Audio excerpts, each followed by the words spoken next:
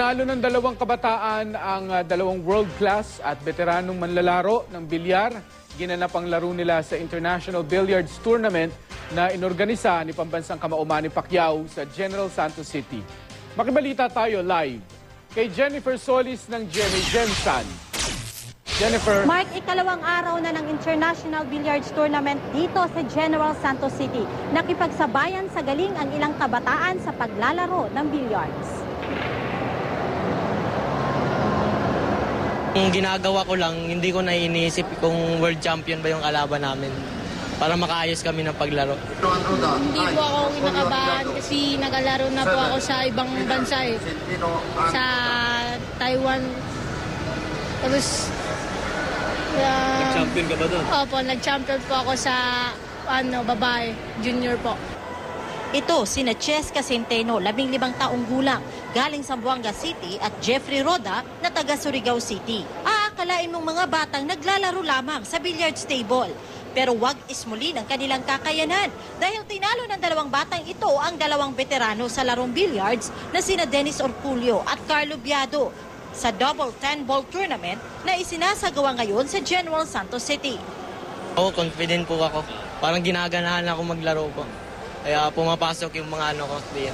Nag-ensayo kasi ako palagi.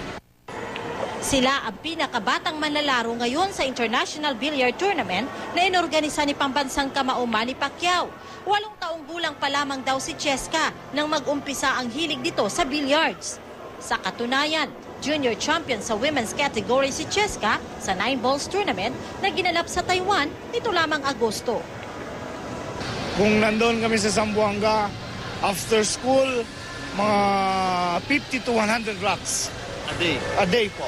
Nakatira kami sa sa Maynila na ngayon kasi kinuha na siya ng national team. Kasalukuyang miyembro naman sa Philippine National Team si Jeffrey. Ayon sa kanya, ang galing at teknik nakuha niya sa kanyang coach na isa sa mga billiards legends na si Django Bustamante. Nagseryoso akong mag-practice. Kasi nilalaro kasi kami ni Ate Robelin Amet, yung world champion na babae. Kahit si Coach Django, kasi nasa Philippine team kami.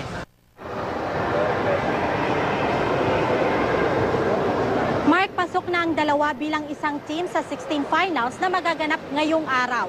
Kung papalaring mananalo, maglalaban uli sila sa 8 finals at kung magtuloy-tuloy hanggang sa championship na inaasahang magaganap bukas. Mag-uuwi ng $100,000 ang mananalo. Yan ang latest mula rito sa Gensan. Jennifer Solis, Nagbabalita, Pilipinas.